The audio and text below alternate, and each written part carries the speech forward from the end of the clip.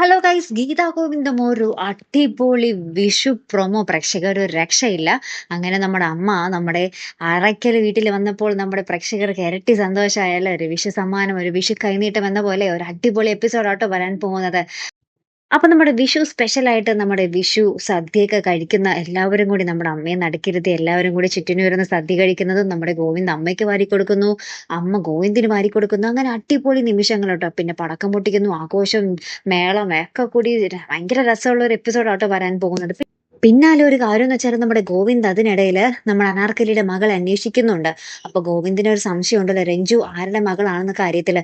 അപ്പൊ നമ്മുടെ ഗീതുവിനോട് പറയുന്നുണ്ട്, നിനക്കും രഞ്ജുവിന് നാളെ ഞാൻ ചെക്കപ്പ് എന്നും പറഞ്ഞ് ഡേറ്റ് എടുത്തിട്ടുണ്ട്, നീ എങ്ങനെയെങ്കിലും അവളുടെ ആ ഒരു ബ്ലഡ് സാമ്പിൾ എടുത്തിട്ട് DNA ടെസ്റ്റിന് വിടാനുള്ള ഏർപ്പാടൊക്കെ ചെയ്യണം എന്ന് പറയുന്നുണ്ട്. അപ്പൊ ഗീതു ഉള്ളിൽ പറയുന്നുണ്ട്, ഈശ്വര, ഇനി ഇക്കാര്യം കണ്ണേട്ടൻ അറിഞ്ഞാൽ എന്താകും അവസ്ഥ?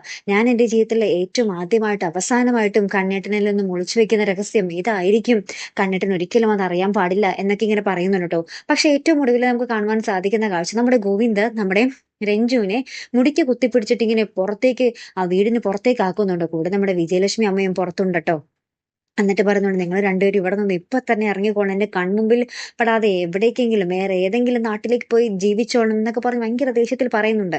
മിക്കവാറും അല്ല, 100% ഇത് സ്വപ്നമാകാനാണ് സാധ്യത അല്ലെ. നമ്മുടെ ഗോവിന്ദ് നമ്മുടെ രഞ്ജു അനാർക്കലിയുടെ മകളാണെന്ന് അറിഞ്ഞാൽ എങ്ങനെ പ്രതികരിക്കാൻ സാധ്യത ഉണ്ടോ പ്രേക്ഷകരെ? നിങ്ങൾക്ക് എന്ത് തോന്നുന്നു? നമ്മുടെ രഞ്ജുവിനെ അങ്ങനെ നമ്മുടെ ഗോവിന്ദ് കൈവിട്ട് കളയോ അനാർക്കലിയുടെ മകളാണെന്നും പറഞ്ഞ്? എന്തായാലും നിങ്ങളൊന്ന് കമന്റ് ചെയ്തേക്കണേ. അപ്പൊ അടുത്തൊരു വീഡിയോയുമായി വരുന്നത് വരയ്ക്കും ഗുഡ് ബൈ.